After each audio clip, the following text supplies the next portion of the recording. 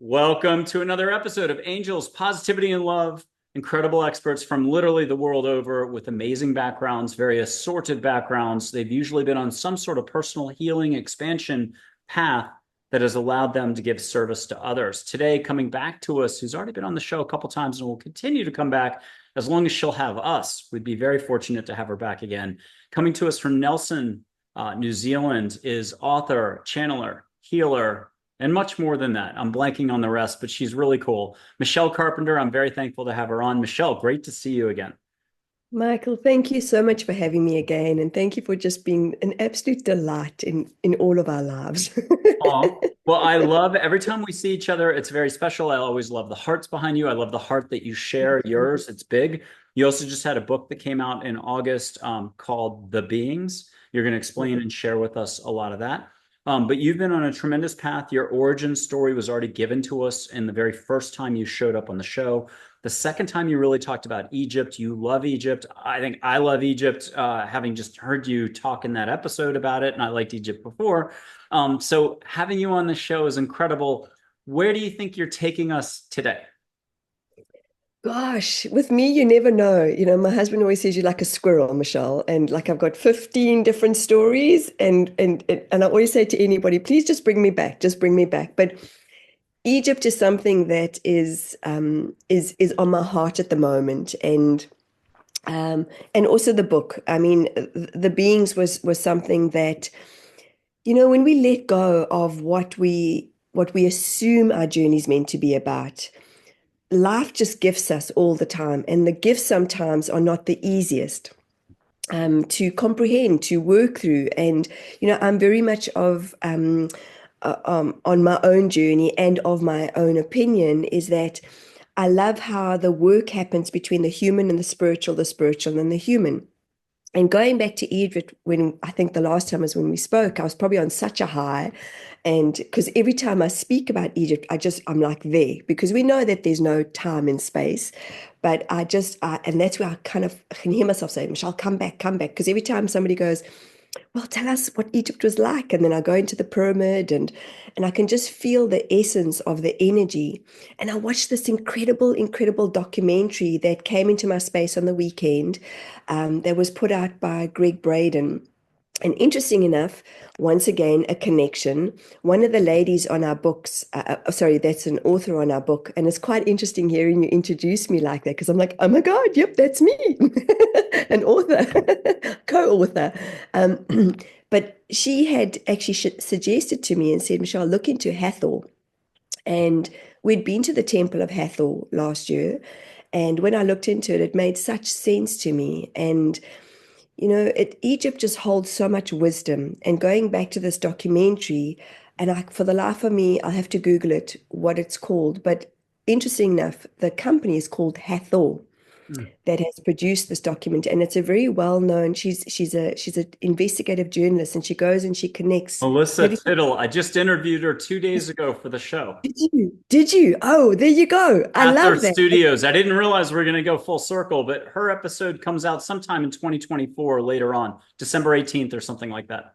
Isn't that amazing? Absolutely incredible. So, for me to lie on a Saturday night and watch, I like to escape into movies and series and that, because it's just kind of what brings me back into my physical reality. And yes, I do binge watch Netflix a lot. So, but on Saturday night, this came into my space, and I thought, okay, you got like 24 hours to stream it, and I was I mean, I can only imagine you interviewed her 2 days ago, captivated, like just how everything is so interconnected, and what she's found and what she's discovered, and what so many different incredible human beings are sharing. Hmm. And so yeah, when you look at the wisdom of what Egypt holds, and the interesting thing, Mike, is that so one of my very good friends, Jill Cole and myself, we've started a company called Earth Masters. Now, Jill was in Peru in 2020, and she got woken up at 3 a.m. in the morning, and she heard, the serpent is rising, the serpent is rising, the serpent is rising. Now, for anyone that is watching or gets to watch this documentary, they speak about the serpent. And I got shown about a month ago. I woke up in the middle of the night. My guides woke me up and they said, the snake is rearing its head. And 3 times. And I went, are you sure you said it 3 times? Like, did I need to hear it 3 times? And the snake, and I was like, wow. So I spoke to my friend Jill and I said, this is interesting, not understanding what it means. Now, about 2, 3 months ago, Jill and I were shown and guided. I put her under hypnosis, and Sekhmet has come to us many times. So we're putting together a book called Sekhmet Speaks through these hypnosis sessions in these times of change. And we all know that, and I say we all know because on some vibrational level, the frequency of who we are, the light of who we are, most certainly is feeling, whatever we're feeling. I don't want to put it out there to anybody that I often feel it's not ideal when people who are working in their own spiritual journey, whatever their spiritual journey, where we create separation, that those that are awakened and those that aren't. And the Council of Eight have said, well, if your eyes are open and you birthed, you're awake, you're awakened. And I'm like, wow, yeah, that's true, because that once again creates separation in so many different ways. And so, to come back to how everything is interconnected, and Melissa shares this in her wisdom and working with the teachers that she's interviewed. It brings us back to the wholeness of oneness. And that's what I love, is that this book, The Beings, and I'll show you the cover. It really is special. A gentleman, Doug Old, he's a beautiful artist. He designed the cover. And Amira, who, funny enough, you mentioned Cape Town when you were telling your wonderful fish jokes. Amira discovered me somehow. And funny enough, I never ask. I just am learning to just trust in the connection. And because people have gone, well, why don't you ask where they've discovered you? And I'm like, does it really matter? Because we're here right now. And Amira comes from Cape Town, and she connected with all of us and brought us together. And the most incredible human beings. And I felt so, so blessed and grateful to be able to share my journey with the Council of Eight, but my journey on the physical, so my journey as a human, which you've said I have discussed before, and working with all the multiple layers of who we are, or who I am as a human being. And in the last few weeks, what I haven't shared openly, and I probably am sharing this like in depth now. I went to Australia in June with my family, and I was shown, I haven't had a tarot card reading, and a friend had gifted me one. And just before we went, this tarot card reader in the States had said, Michelle, you're going to work through a lot of karma in Australia. And I was like, okay, like I just never know what that means. Well, it was very layered and very, very deep inside of my cellular being of self. And I came back and I got so, so, so sick because I could feel I was very much in my head. And the interesting part of our journey was that we had connected with a lot of old school friends. My husband had connected with some old school friends. So it was kind of like taking us back into the old way of who we were. And no disrespect or judgment with our friends. It was just interesting hearing the old stories of how we had lived in South Africa, what people can hold onto in terms of the old. And I just went straight into my head. And as much as I was trying to drop into my body, drop into my heart, the karma was most certainly real. And it was like I was in fight or flight continuously. And my husband and I had created a separation in our journey. Literally, he went to go stay with friends, I went to go stay with friends, and it happened the most organic way. It was just quite incredible. But I literally came back and thought to myself, what is it I want out of life? How do I see myself in my journey of being married, in my journey of being a mother, in my journey of life? And because all I've ever known is responsibility for most of my life, like in this lifetime, being responsible, showing up in responsibility. Even you mentioned my beautiful dog Star. Um, she passed over on Christmas Day, my favorite day last year, and I was like, I don't know what is Michelle without responsibility, without being married, without just, those physical ways of being. So I got really, really sick. And I came to discover a few weeks ago because I I Googled what I had, Dr. Google, and I most certainly had pneumonia. I wouldn't be surprised if I'd had double pneumonia. And I joked because it was the gift, my body was the gift to just keep giving and giving and giving. The gunk that was coming out here and the gunk that was coming out of my body. And my husband kept saying to me, Michelle, we need to take you to the hospital. We need to take you. And I said, no, this is old. This is really, really old. So to go back to Egypt, I know a lot of us that had been on our journey, that had felt their calling at the time, are still working through the old, our bodies were giving us or shifting what I truly believe for myself, what needed to be expelled. And it really was. I mean, when you think of how miraculous our bodies are, Mike, it's just, I mean, it was 3 weeks of just this gunk coming out on both ends, and I could barely even breathe. And the funny thing is, if you were to have a dark sense of humor like me, my word for this year was nourishment. Mm. Ha ha ha. And it was profound because my husband and I found a new way of connection because he nourished me in ways that I'd never felt nourished before. And I can just feel my heart. It was beautiful and profound. And I learned acceptance. I learned to surrender into the acceptance of true love. And it was just miraculous. And because sometimes there's no words for miracles, there's just no words. And it just brought us into a different way because I dropped into my heart. I dropped into what my soul knows as a truth. And that is just pure, pure, pure unconditional love. And nothing exists in between. But what's so amazing is that in this space, I felt like I went through the dark night of the soul again. And my husband was so worried about me. And I kept saying, stop worrying. I have to go through this. I said, I can't tell you why. And I was describing it to him as I was in between two worlds. And I could sense the two worlds. I could see the two worlds and I could see the light.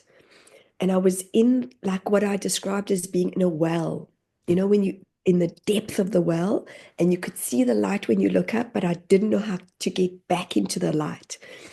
And it was so spectacular because I just wasn't worried. I just knew that somehow I was going to come out stronger. I was going to come into the space of connection that I possibly had never, ever, ever, ever felt in my life before. And I really, really, really felt what this universal flow is all about. We get shown, we get taught, I got taught, I got told, and I didn't understand it because I was still fighting it a lot. But it was just this expression of getting rid of all this gunk and just completely trusting in what our soul knows. And that's the letting go. And I'll go back to this book, The Beings, where it's quite interesting. So have you heard of Grant Cameron? He did the forward for your book. That's right. And it was a complete blessing. And if any of you choose to buy the book, it shares so much of everyone's journey, and everyone's journey is different. That's what I love. And Amira, who was the publisher, even had an experience of, she said, not everything is love and light and rainbows. She describes it in the book because there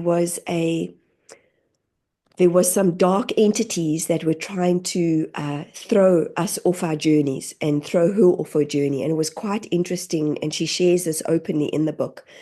And it brought separation.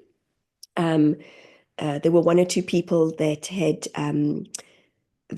to step out of the journey because there were some dark entities. And again, anything that comes into the light, we've got to experience the dark in order to understand or to feel what light feels like.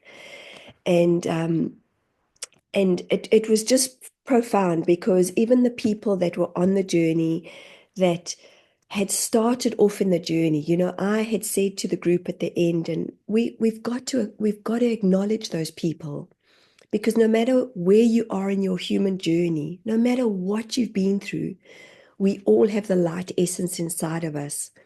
I have at times had a negative entity come and take over, like literally just before a session, where I was so thrown and so discombobulated.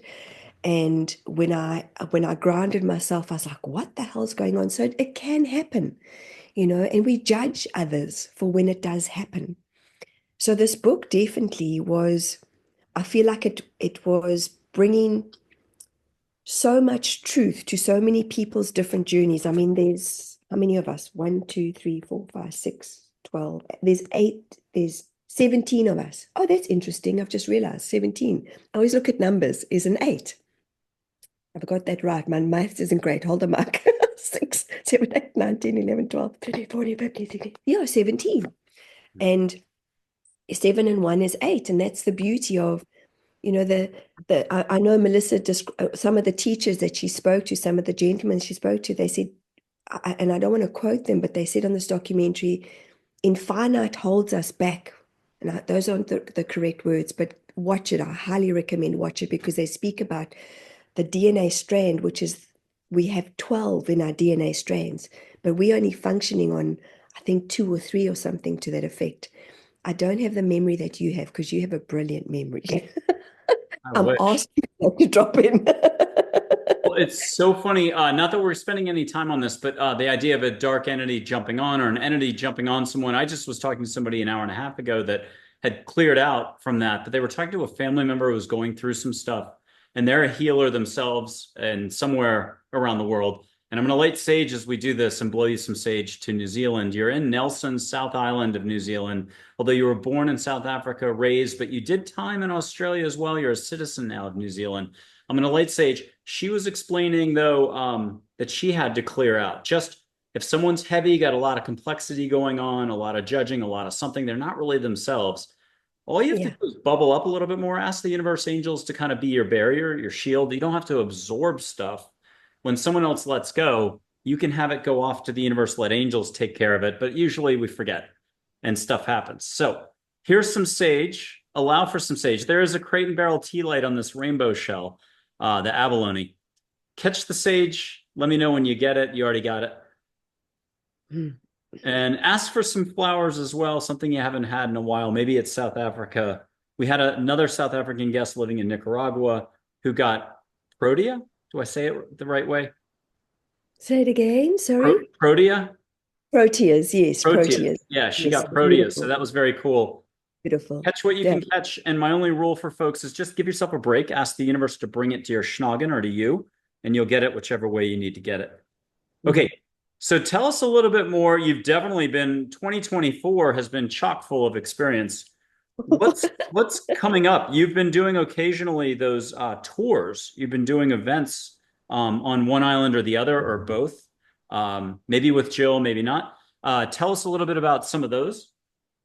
So last year we felt the calling to Egypt, which I have shared, and then and that was miraculous, because it was 22 people from 11 different countries within 2 months. I was chatting to a friend yesterday, and who had come on the trip with us, and we were talking about like planning for next year and everything. I said, do you remember we had 2 months, and within 2 months 22 of us just happened to arrive. I mean, so it kind of, when you just again just go, hey, what's the plan? We just get out of the way. Jill and I then also went on a group beautiful retreat to Castle Hill, which are these incredible ancient stones. I mean, they are massive and they hold such a vibration. I've actually shared a little bit about in the book, and they actually, Mike, if you don't mind, I'll quickly show you the pictures, because this was taken within. Let me see if I can show you. Is that close enough? Uh-huh. So these are Beautiful. the rocks. Now, these two photos were literally taken within seconds of each other, like milliseconds, like one after the other. And look how the energy had shifted and changed.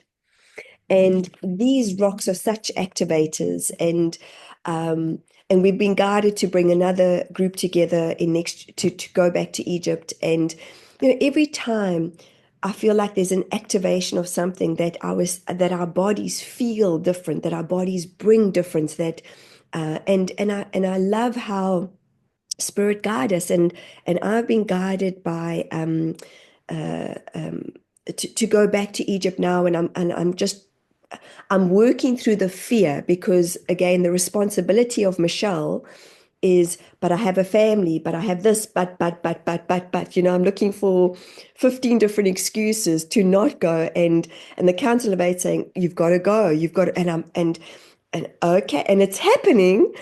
But a part of me kind of pulls myself back and goes, okay, but how can I make so the energy just shifts, but the energy is open, and every time I feel into it, there's such a beautiful connection. So what I'm learning in life is that when we let go and we surrender, when I let go, when I surrender into the universal flow, everything aligns, everything shows up in the most holistic, incredible, amazing way. And I've just had a memory of, have you heard of a wood pigeon? So in New Zealand, they're quite large, I would say. They're about this big, and they're called kererus. The Maori call them kererus, and I can find a photo for any of those who are interested. You're welcome to go and have a look. Um, but the pigeons are about, in my understanding, about peace, and this is what they look like. So I don't know if you can Oh my see that. goodness. Yes. Yeah. And they're incredible. And we have a beautiful tree outside of our home. And the one day I looked up and I was talking to a friend of mine, Mary, who is 75. Yes, there we go. They are just spectacular. And I love them, and I love all birds. And I looked up and I was talking to Mary and I started counting. And like I said, my maths isn't that great at times. I'm like 1, 2, 3. 8 of them in our tree. That's unheard of. 8. I said, Mary, and I was getting so excited. Mary, Mary, there's 8 wood pigeons in our tree. And I went, wow, wow. If ever I questioned, so we do. Sometimes I have the questions in life. What is this about? What is this?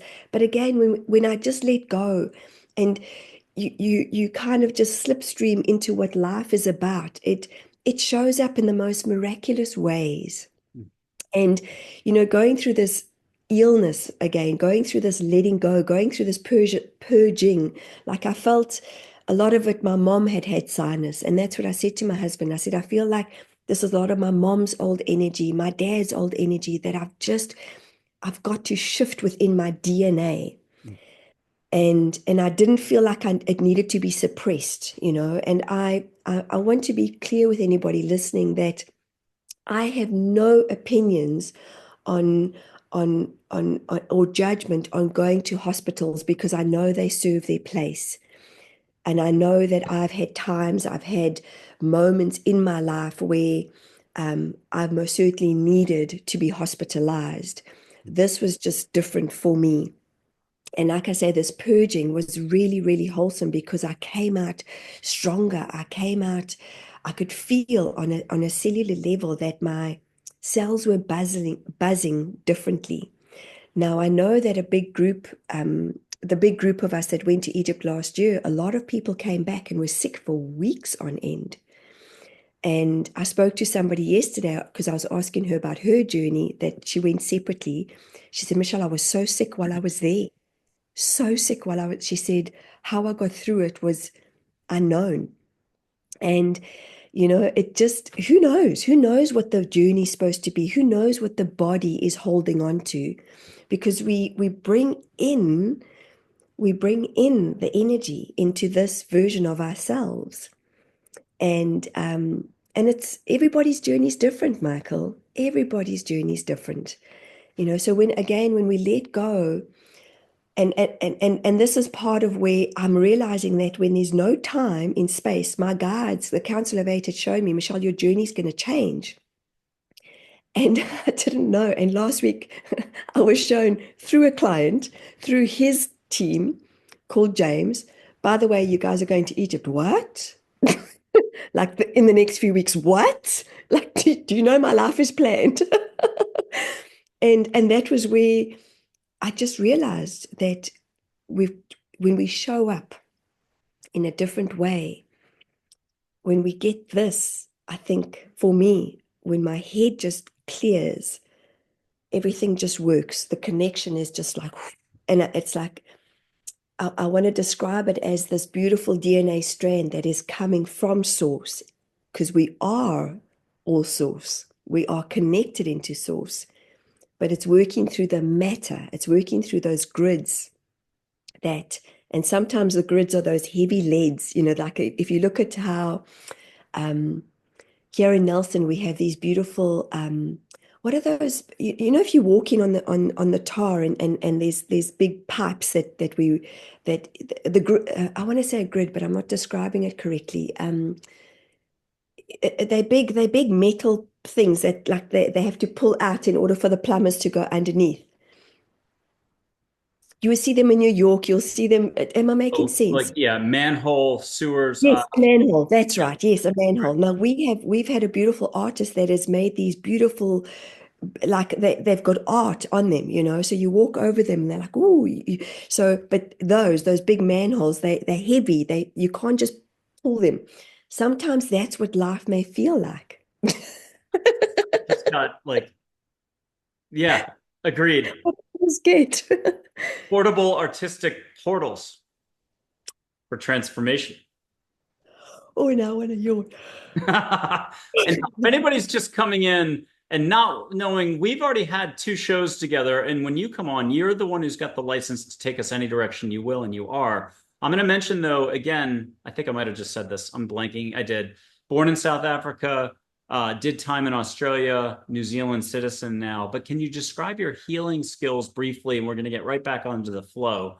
But when you have an event, a group event, what are you doing for folks? Because you're a channel, a psychic, a healer is how I'd describe it, pretty much across the board. A lot of different modalities in the past for you. But these days, when people go to an event of yours in New Zealand or you're going to the other island, what's it all about? And thank you for asking. So I label myself a spiritual medium and a channel. So my live events are very much, I do online and I do live events, and I have two different ways of working. The one is bringing spirit through, bringing loved ones who have passed over through, and they connect in the most beautiful way. They share the most beautiful moments of healing. And I feel incredibly blessed because they share music. Again, when I just get out of the way, I'm the facilitator.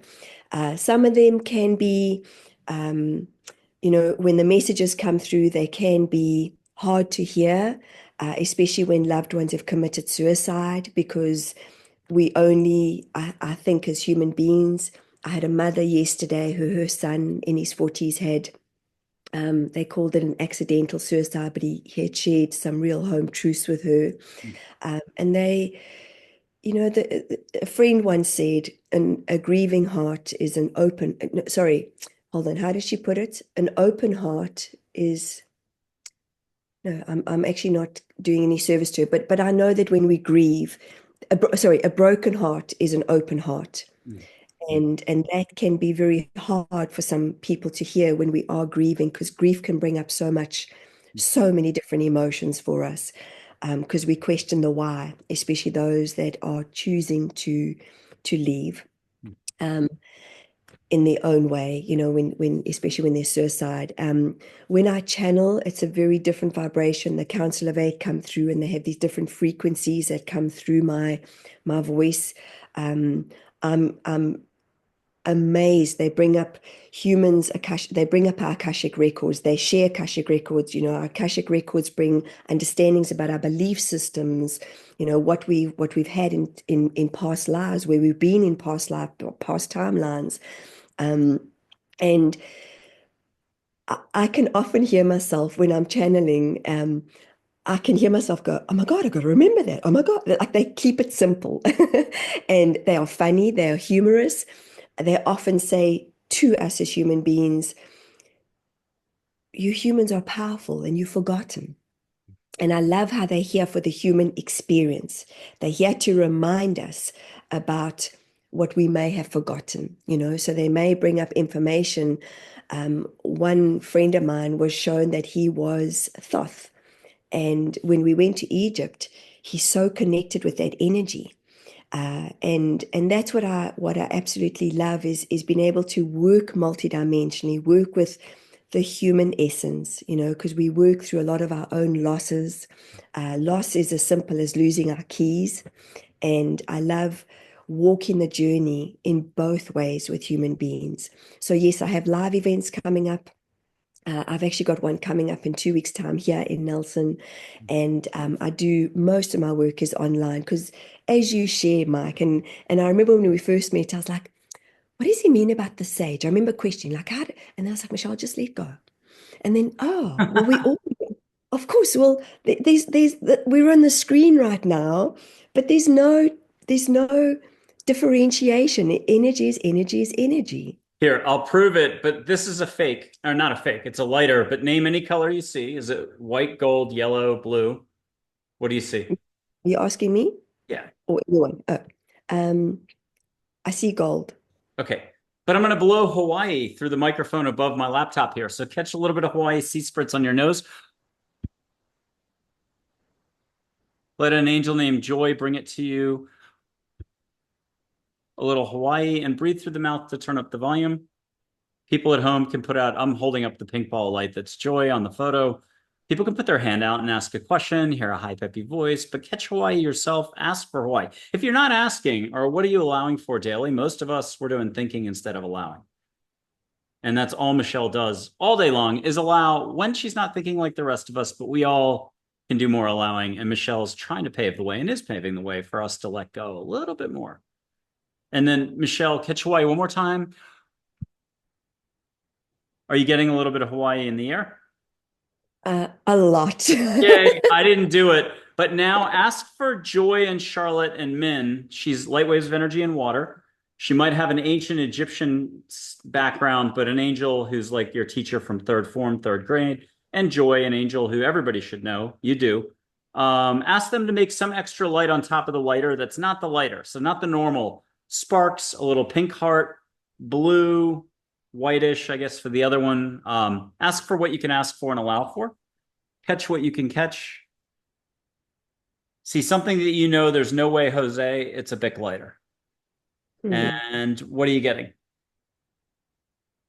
Just pure joy, bliss, love. Did you get a little extra light on top of the lighter?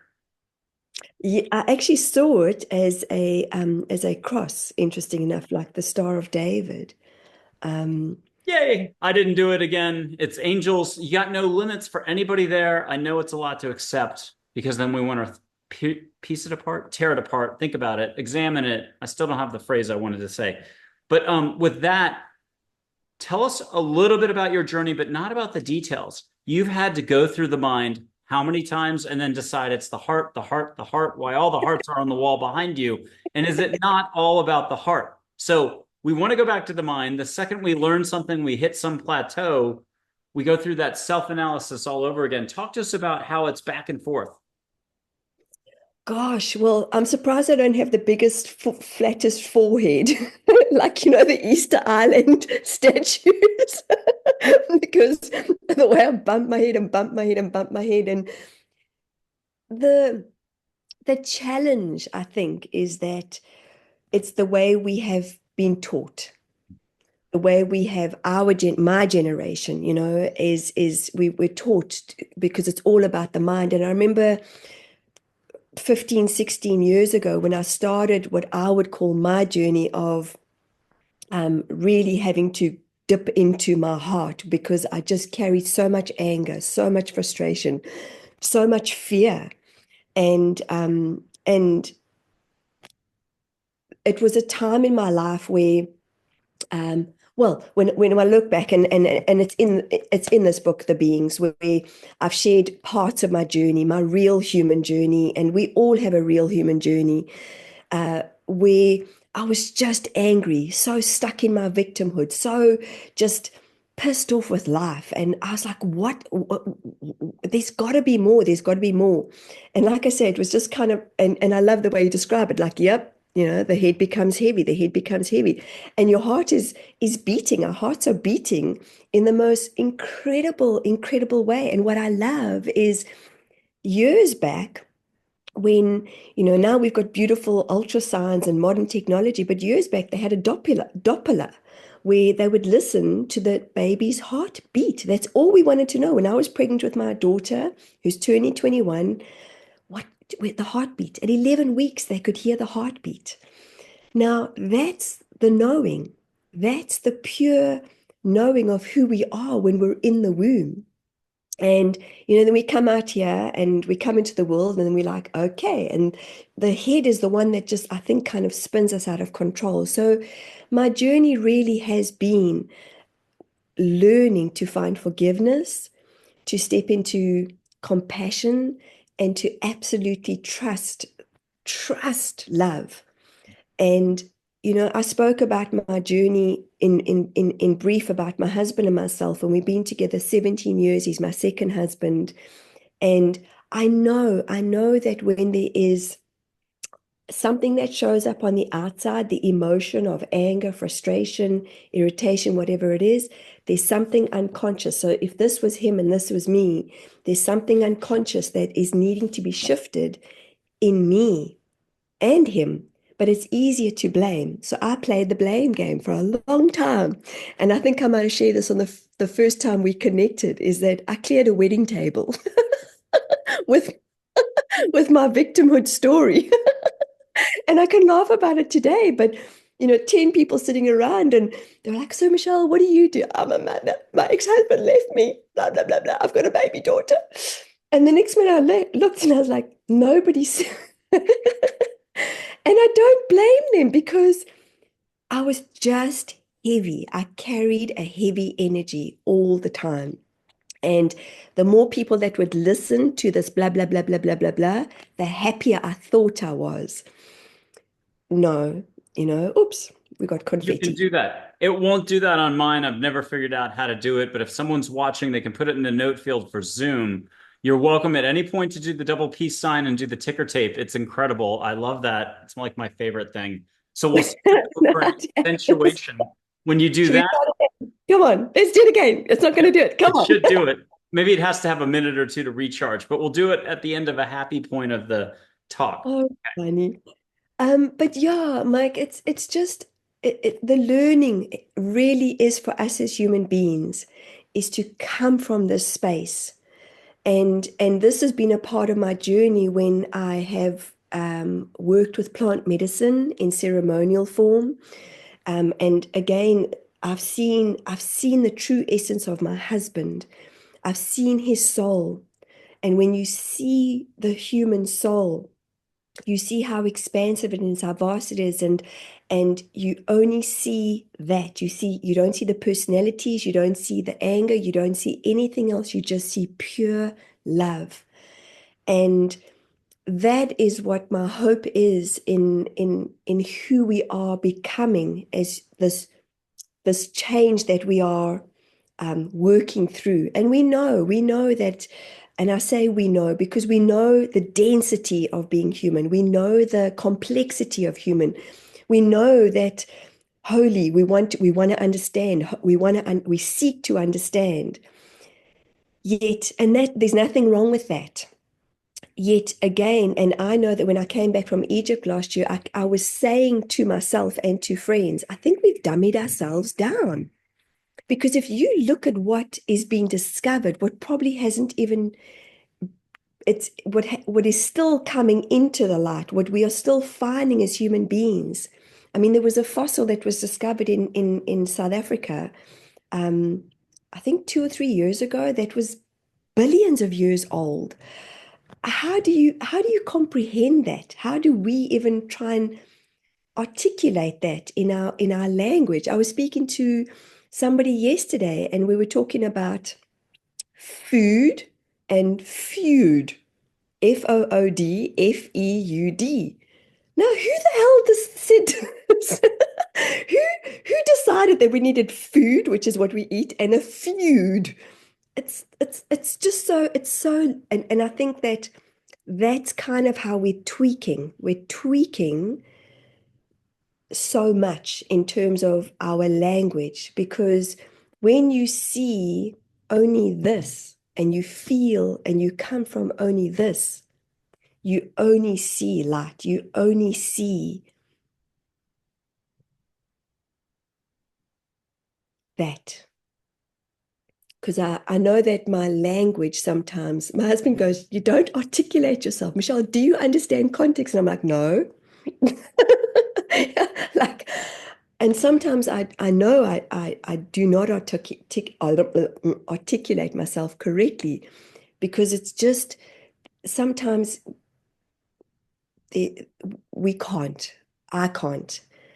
Because when we just only sense the vibration, the frequency of love, there are no words to explain it. And that's what my learning in this lifetime has been, is to get out of this. And honestly, Mike, when I came back from Australia this year, I thought I was enlightened. No. I thought I had it all together. No. This was an absolute journey of going back into a space of what we would term suffering, what I would look at as this, like I say, this gunk of being in a space of suffering. But my knowing was to let it come out, to let it surface, to let it go.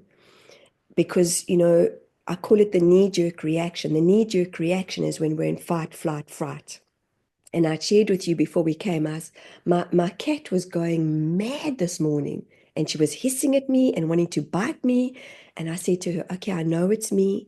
I know like I'm feeling a little bit discombobulated, but I need to get you out because I know she was just all over the place. And animals do, they just feel our vibration. They just feel up like she was doing the most craziest things. I said to my husband, I think there's a mouse under the couch. But I knew, and thank you to you because you felt that and you got me into a space of, I We took a blew big some pause. sage and we put up some angel photos, which I'll do for you real quick, just for Joy, Charlotte, Min, and Archangel Michael. And receive what you need to receive, like a hug or two, get something private for yourself. But if you don't mind relaying a message from like Joy for everybody, Joy's the emotion. Joy, I always say she's a 28-year-old blonde, but some people have seen her as a brunette. Don't listen to me. But a high peppy voice, she's the Is emotion. that your preference? Well, at Omega, they saw her as a brunette. They wanted to see her as a brunette, but she'll tell you 97% of the time she likes showing up as a blonde. Can't explain why. Beautiful. And what does she Courage. have as a reminder for us all? Courage. Oh, good. And then Charlotte, big ties to ancient Egypt there. Catch that ancient Egyptian incense without lighting anything. You can do that at home. Close your eyes if you need help. Mm. But what's Charlotte got for all of us? Um, she's showing me this strength. Yeah. And then Min, Pacific Princess, if you think Moana, the opening scene, she would have pushed the water back for the little girl to pick up the conch shells and stay dry, or Mother Hawaii, whatever way you want to say it, but that's a silhouette of an angel. This, She's yeah. she's showing me truth. So we're learning to speak our truth. Ooh, like that. Okay, and then Archangel Michael, last but definitely not least, and then we keep talking. Here's Michael, one of my business managers, along with Charlotte and a Rebecca. I'm being shown by Archangel Michael completion, a cycle of completion. Ooh.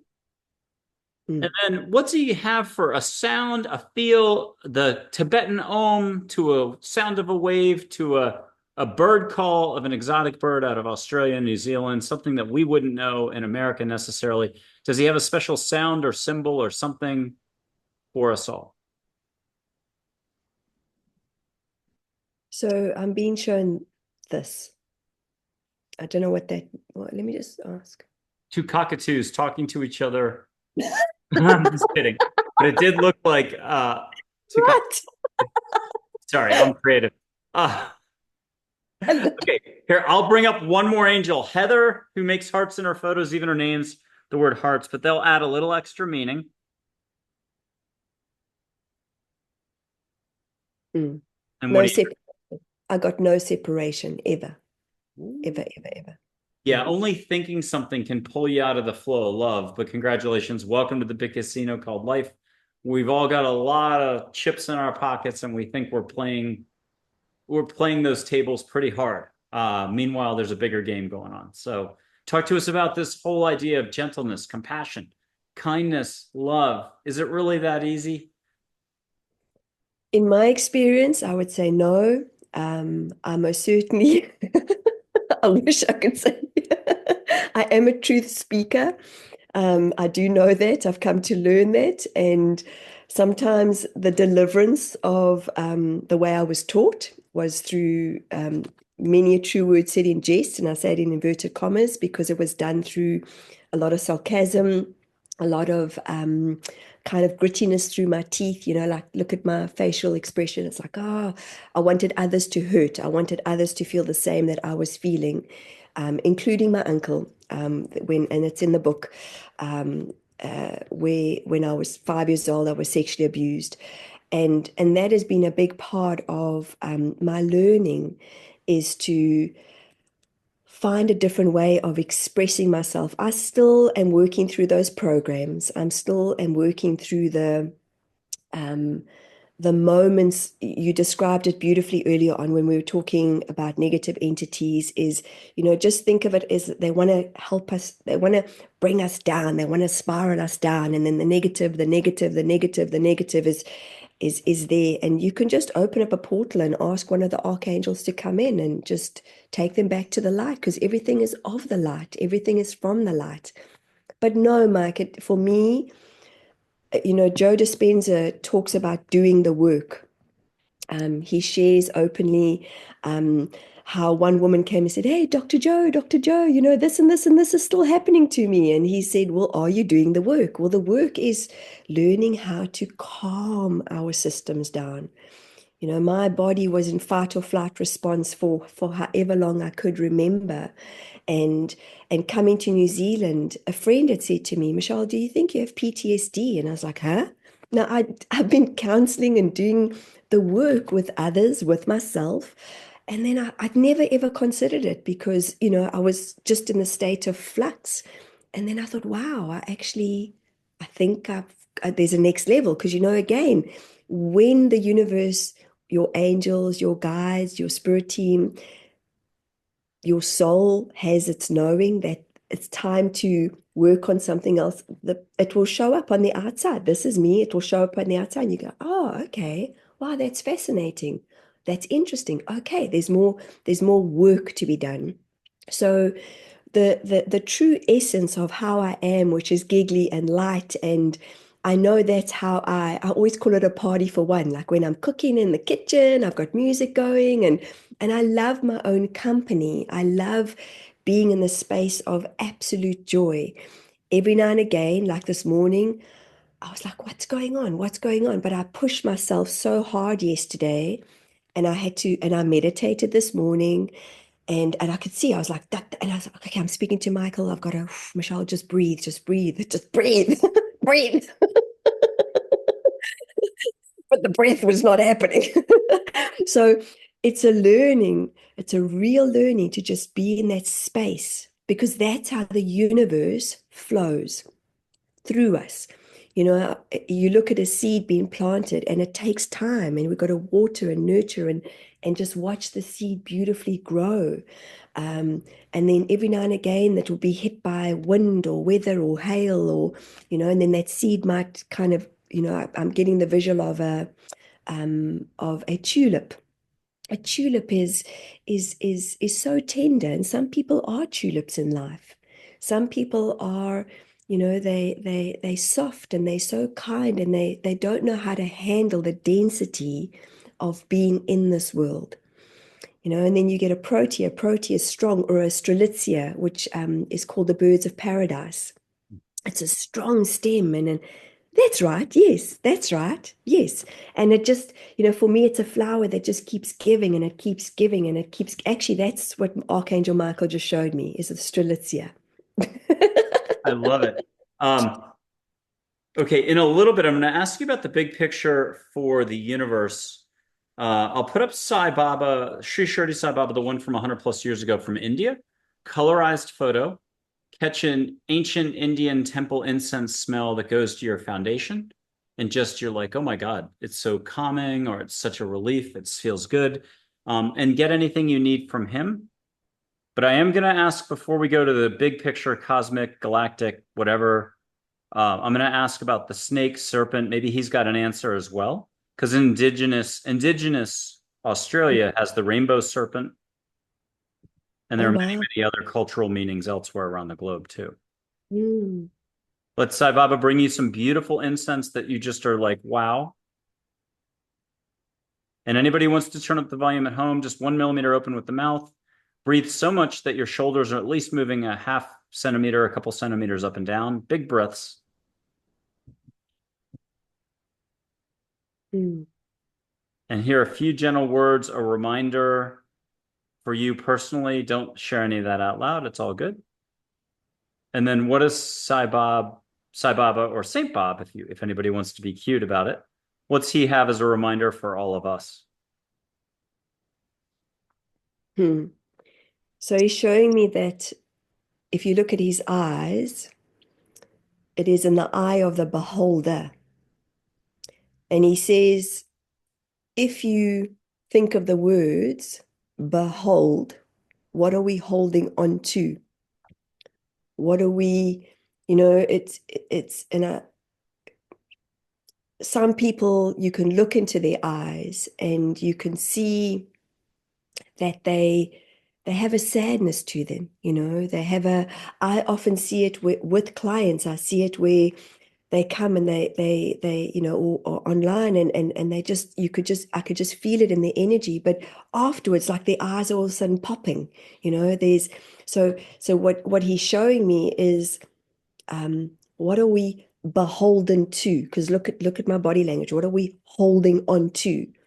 And again, it doesn't serve us in any way, true or form, to hold on to resentment. I still have family dynamics, family stuff that is so connected, interconnected. And any master will share with you. Michael Beckwith said this, and has said this many times. If you think you're enlightened, if you think that you are, walking on this path of spirituality, whatever it is to you, spend time with your family.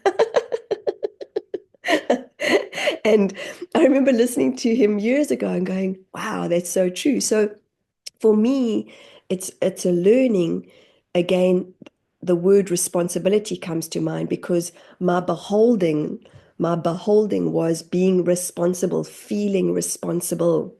When my dad, I remember when I was 3 years old. So I didn't want to correct you, but I was born in Zimbabwe. I was going to ask if it was Rhodesia, Zimbabwe. I had forgotten. And you're No, not that's the only South okay. African guest who had done time in a neighboring or nearby country in the southern half of Africa. But so, yes, I didn't have that exactly right. Apologies. So No, that's Zimbabwe, okay. did you live anywhere else in one of the other countries there? It was Zimbabwe, then South Africa. It was Zimbabwe, and then my parents went to South Africa. So my dad was, and I always have remembered this, because for years and years and years, my dad was, he would talk about the terrorists, and we as humans have a statement. Again, this is a beholding statement. A leopard never changes its spots, which is so not true. Because last year, the year before, after my mom passed, my dad said to me, my dad was, a soldier, a young Rhodesian soldier. And somebody corrected me the once on a podcast about, well, Rhodesia, you're still stuck in that paradigm. And I'm like, no, it was Rhodesia at that time. And then it changed to Zimbabwe.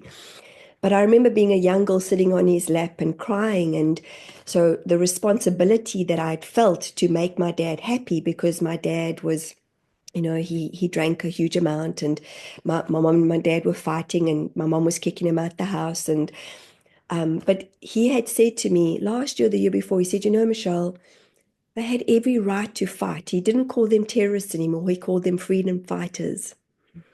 And I went, wow, wow. If my dad could, a lot of people know that there has been racism in South Africa, apartheid. We just claimed it. We stated it. We decided to put it out there to the world. And I say we because I know that we were beholden to that word apartheid.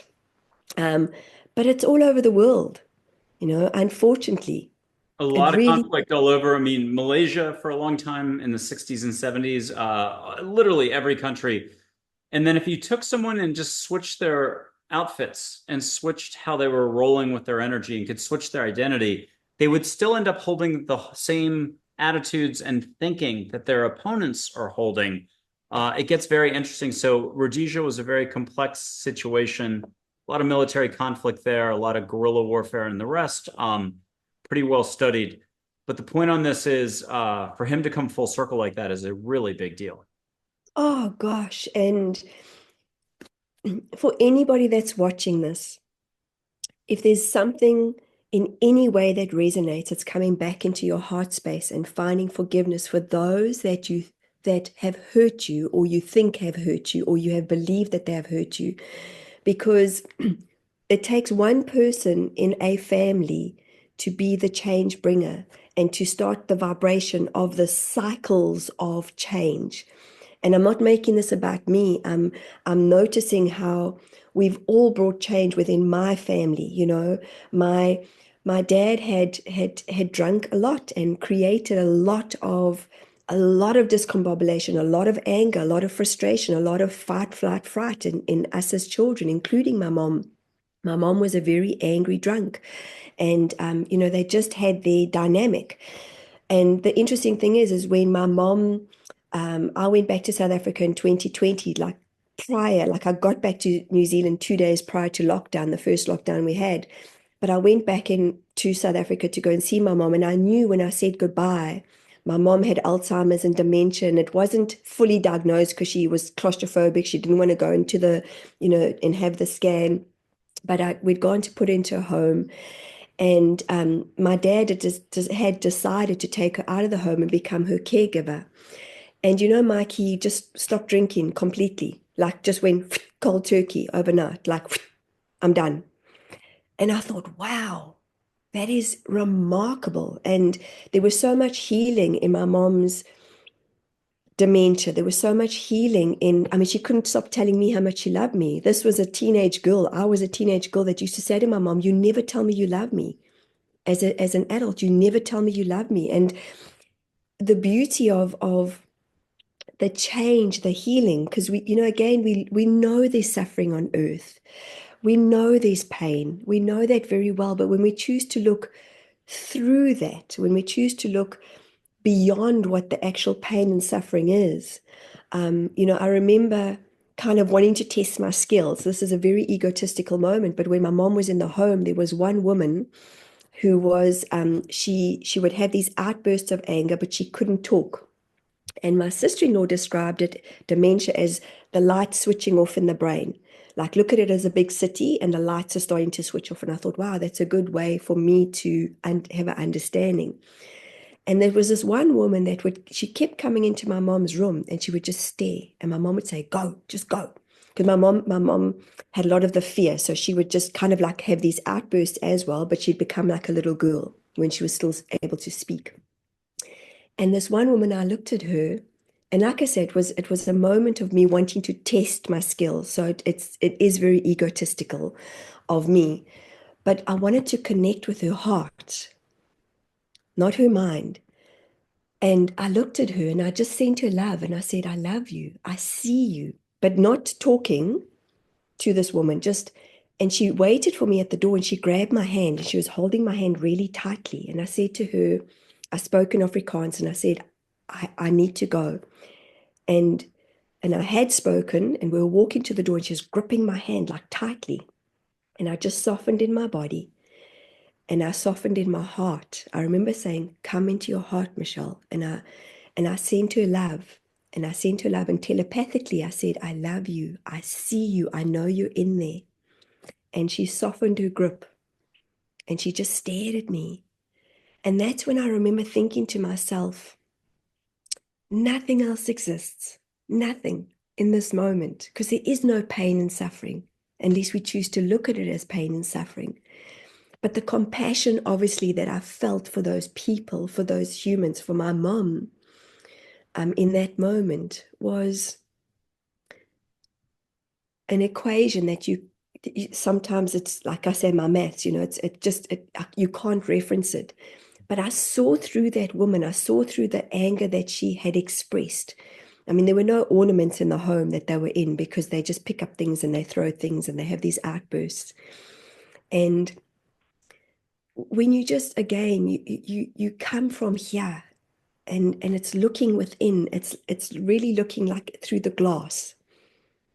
And when you look through the glass, it's, again, I just see a DNA strand, because that's the essence of God. That's the true essence of who we are, of source, of feeling that beat, And it was a moment where I remember walking away going, wow, that lady taught me. It wasn't about me teaching her or me going, oh my God, let me, tap into the heart. She taught me in that moment about true connection, that we don't need words because they do hear us. They feel our vibration. They most certainly feel us. And I know Alzheimer's and dementia is not an easy disease to be around.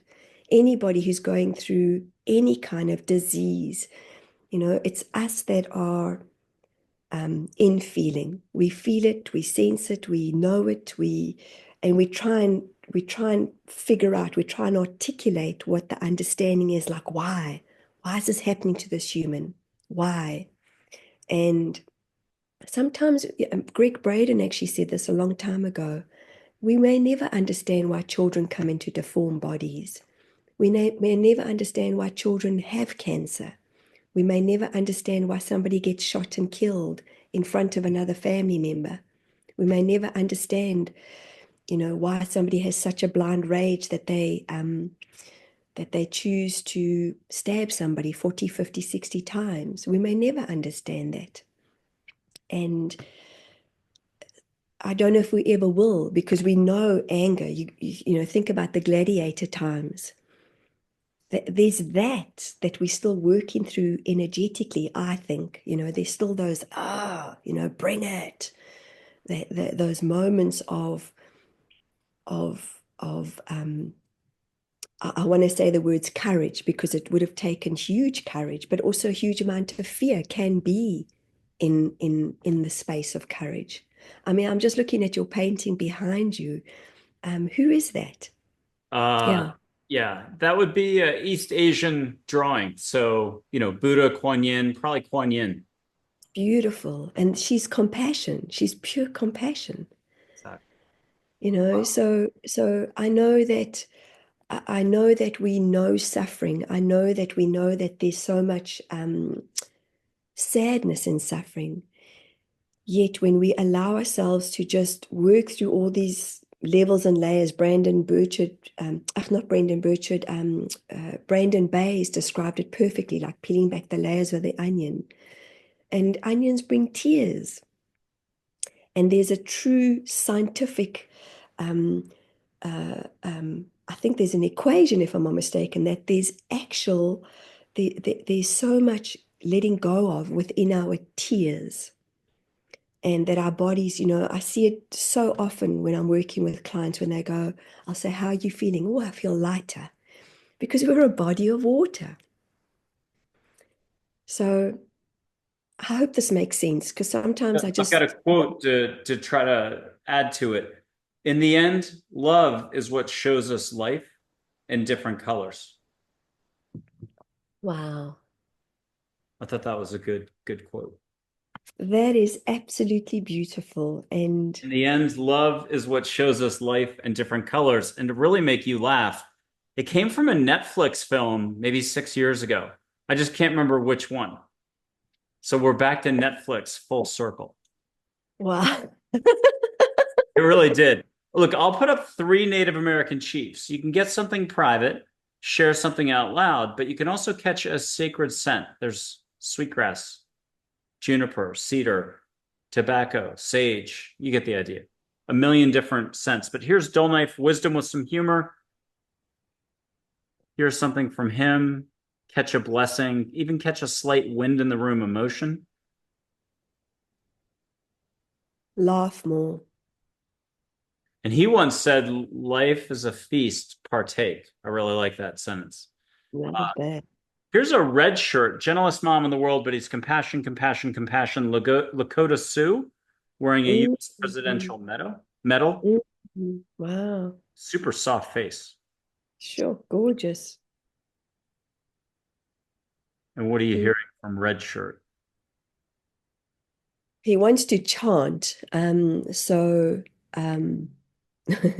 not like la, la, la, la, la. It's like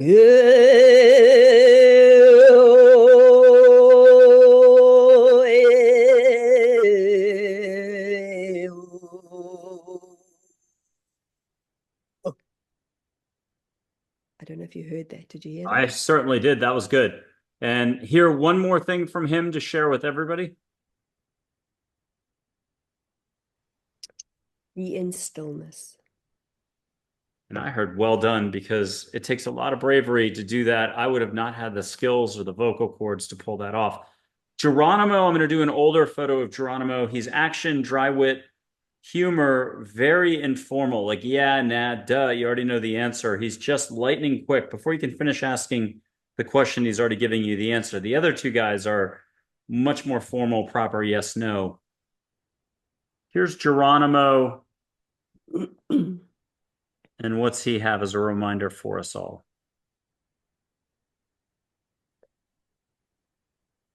Being bold and brave sets us free.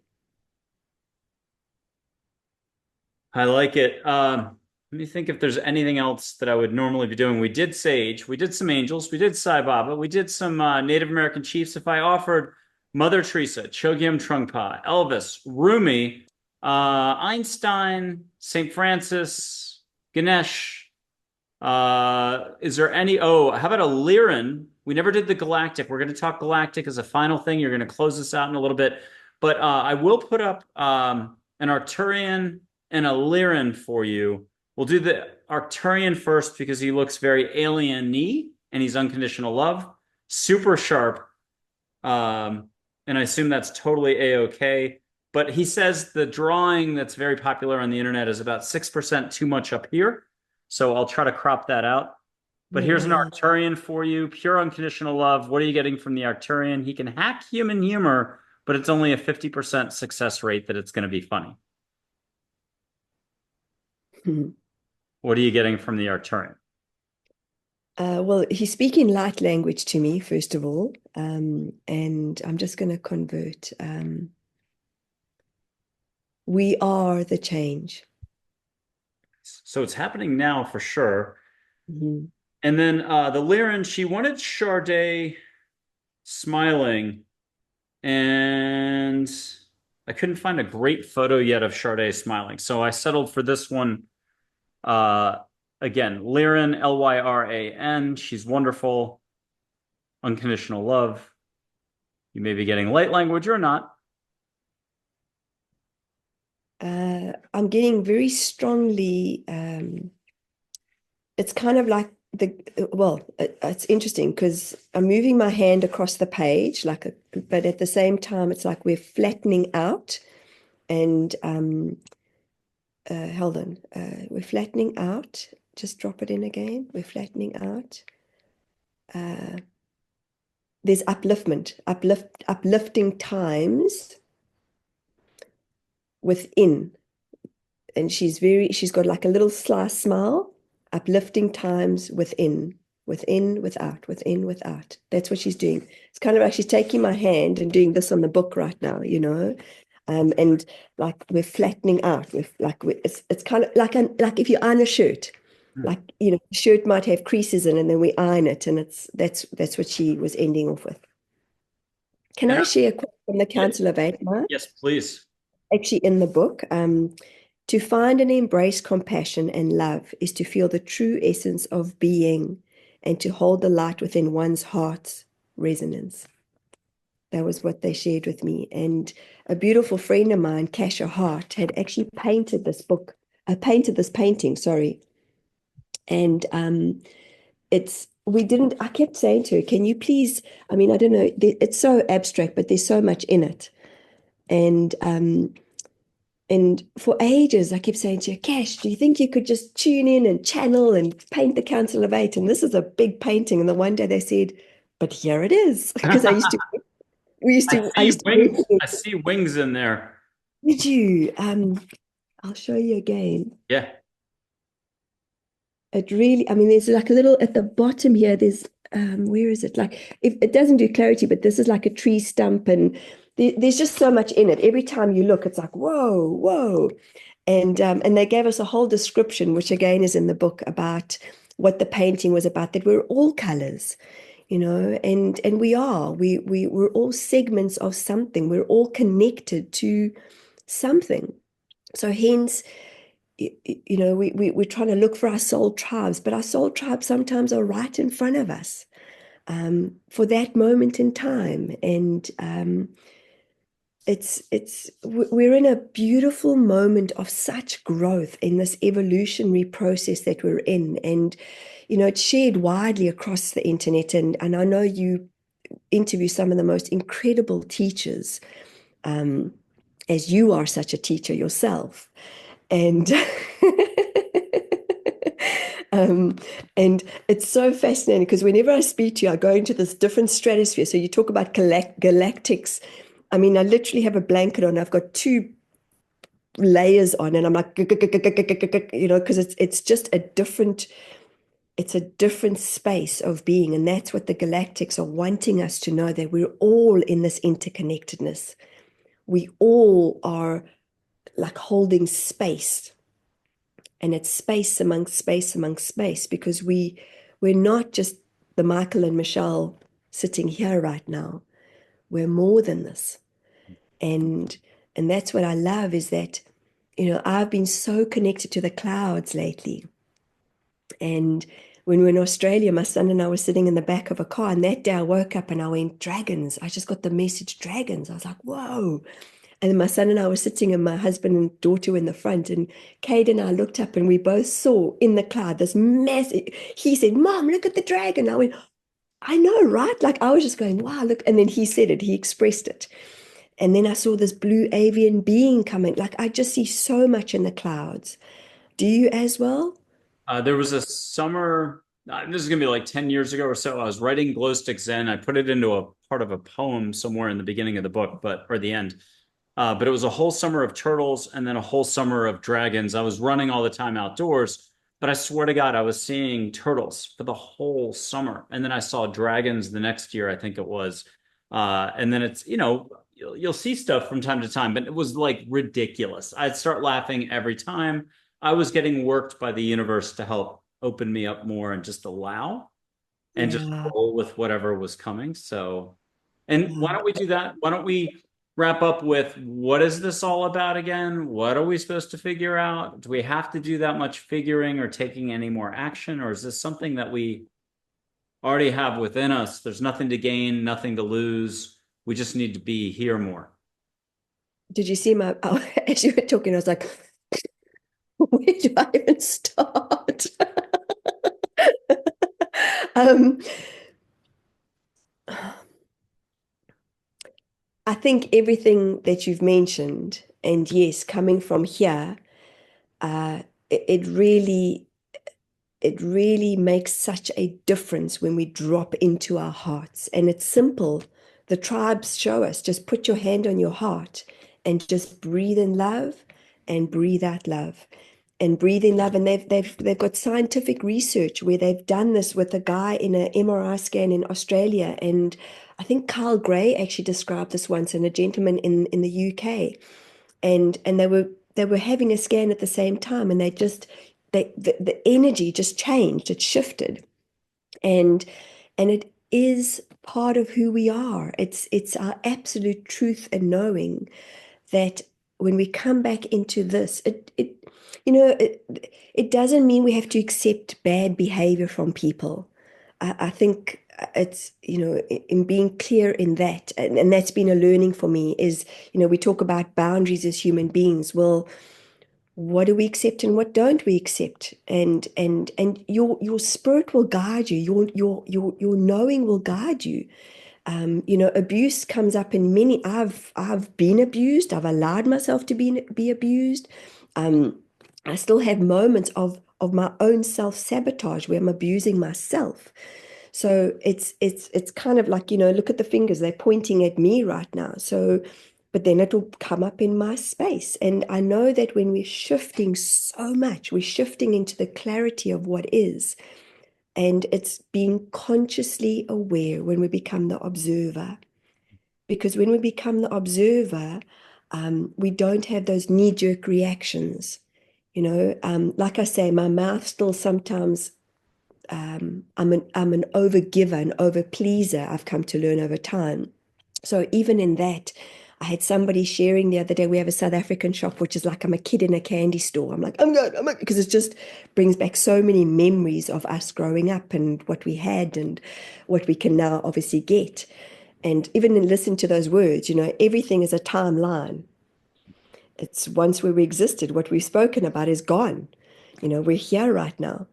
But the woman was, just sharing with me and sharing negative stuff that was going on in her life. And I remember wanting to help in that moment and wanting to say, oh, don't worry, I can come and help you. And then I remember kind of just going, Michelle, shh, zip it, become the observer, just hold space, breathe it out, because it's not my journey. The learning for me is like the knee-jerk reaction is wanting to overhelp, wanting to give assistance. A friend said to me, stop trying to fix me, Michelle. And I went, okay, because the knowledge once again is, well, have you tried this? What about that? But we don't ask questions. Well, would you like my help? Would you like me to share something that I've discovered on my journey? We just step into that person's journey. I step into wanting to help. But when we learn to observe and just go, this is their journey. Whew, wow, I'm going to just send you love. So I walked away from the South African shop, quite kind of going, wow, that was a new one for you, Michelle. Well done, because I wanted to jump in and help. Kind of like, can I rearrange your shelves for you type of thing. And I went, it's not my journey, but this is the learning for me. How about we So do one last item, and that's we just put our hands out any which way you think is the right way to do it. I'm going to suggest to the audience and I'm going to make it a sort of not a funny phrase, but just people can go all kumbaya any way they want. Like, I'll do this, but ask the universe to come in and get a big hug right now. We've never done this we have almost 200 shows taped. I better do the actual show marketing plug. I totally forgot. Whoops, having a good time. But we have 200 shows taped. This is as of the autumn in America in 2024. So like September. But we're only at around episode, I think, 120 released, and we're booked all the way to 290 something. We're about 5 episodes away from 300 into November of 2025. Still a small show, but it will grow. Some people have some big mailing lists, and they promised to do some advertisements for us, which is great. But let's put our hands out or do whatever is comfortable naturally. Spin the wheel, twister wheel, toss out the game board, though, keep the wheel. And ask the universe to come in and just get a big hug. Some people might want to get an olfactory thing, a smell, flowers, ocean. If you want to close your eyes, close your eyes. If you want to leave them open, leave them open. If you want to see lights behind me or in your room, glitter in the air. You won't have to vacuum afterwards. You won't write a mean note. Instead, comment with a positive note. What did you like best about the interview? Put in emojis. People are very shy sometimes on this channel. Be sure to hit the subscribe, like, and share buttons, though, while you're here, and the notification bell. And unofficially, breathe through the mouth more, shoulders up and down if you want to bring it into your quantum field more. We're doing breathing all day long, but I know Michelle teaches this. She's done NLP, hypnotherapy, and a bunch of other modalities, but she's the psychic medium extraordinaire and more. You can stay. Exactly. Okay, so, but bring it in and let us know if you don't mind sharing, since you're the guest. What did you just get? What were you feeling? Did you get a smell? Did you just get a big warm hug? My whole solar plexus went warm, and like I felt the energy and this beautiful big ball of um, I want to say nothingness, but just such light, and I can feel it around my head too. It's just this ball that's just Hold that, because I held off after your story about not interfering. I held off from rainbow light whooshing you, but now I can rainbow light whoosh you. So get back to that space. Pretend I never talked. I'm going to rainbow light whoosh you one time, only once. I usually do 3 times. We're just going to go big. You're already home. So let's go big, go home. You're already home. Let's go big. And let angels really make some rainbow light go up your back, your front, all around you, and little sparkles popping that are just pure love and delight. Here it comes.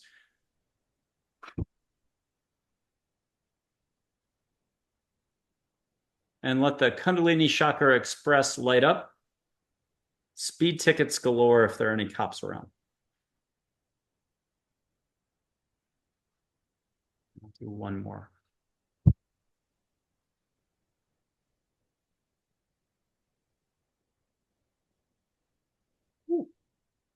Mm. Are you feeling it, seeing it, and getting the whole kit and caboodle? So yes, and the Council of Eight are kind of nudging me. They would love to just have a few words to say to you, if that's okay. Is that Sure. all right? Do Yeah. we have time? You sure? Okay.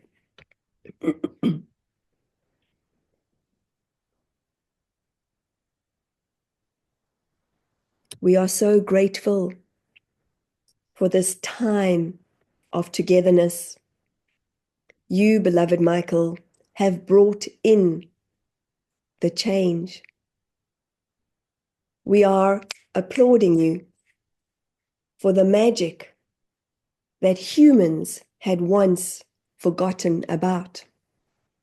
Yet as we come through this direct channel of ourselves, we know that you are a direct channel yourself, and we say to you that you are in a space of demarcated, and think of the word demarcated, yet unfathomable miracles.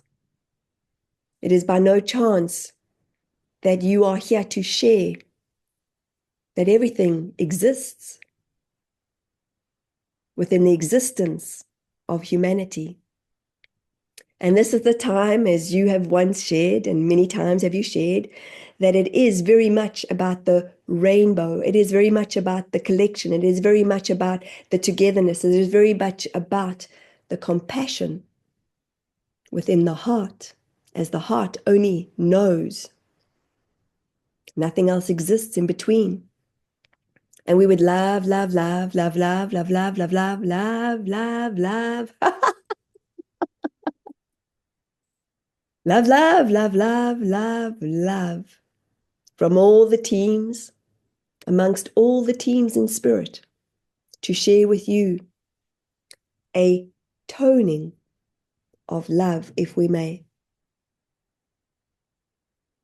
So we ask anyone and everyone that is tuning in to the vibration, to the resonance of the truth of who you are, to receive this within their heart space.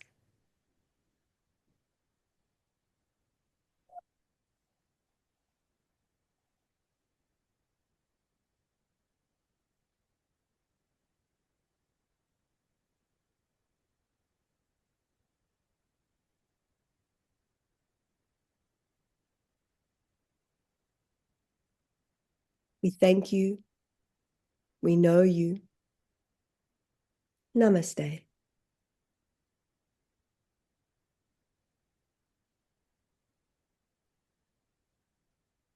Brilliant. I haven't gotten to see you in action before that way. And when you did the toning and stillness, my vision went blurry on that part. It was awesome. Wow. Yeah, like you went out of focus for a second just as you were doing it, and I was like, wow. So I was like, something's definitely happening. I was like, because I'm a little like this. But that was awesome. Wow. I'm so glad. Thank you for receiving. And Yeah, thank that you. kind of I was like, okay, not now, just wait.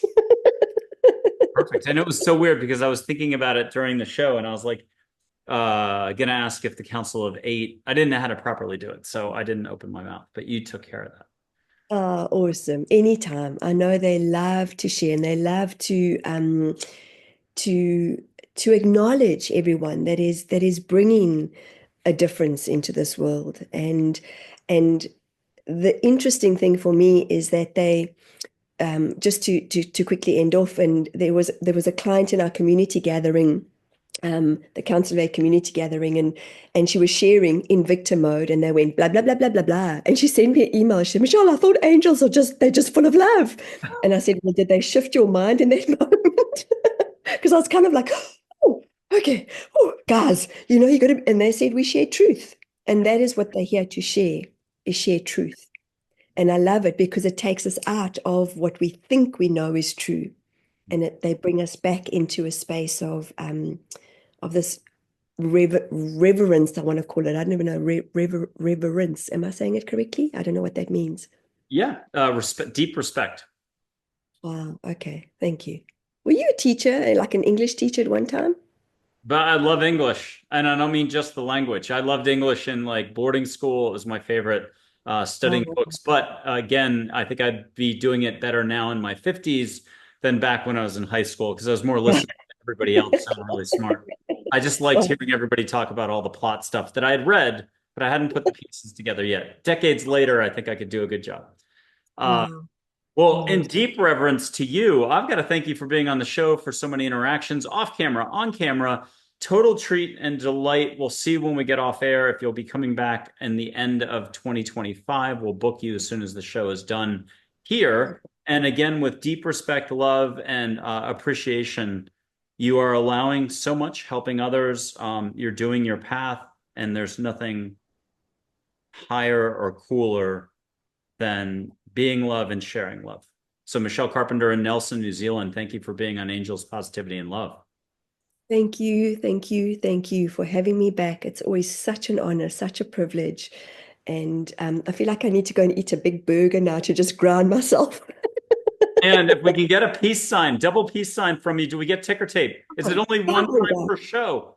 That's it. let me show you this. Love is why we are here. Oh, it's not happening. Sometimes, and maybe it's limited to one per show. No, come on, come on. Hold on, let me see. This Think normally about happens. those peace activists. Oh, you did it. Love it. Okay, we did officially just conclude the show. I love it. Michelle, everybody, come on, hit the like sign. We were giving you like emojis during the thing, ticker tape, hearts. It was pretty cool. Thank Thank you you. so much, Michael. Thank you for all you bring into our world. It really is an honor. Thank you for having me back. Thank you. Bye, guys.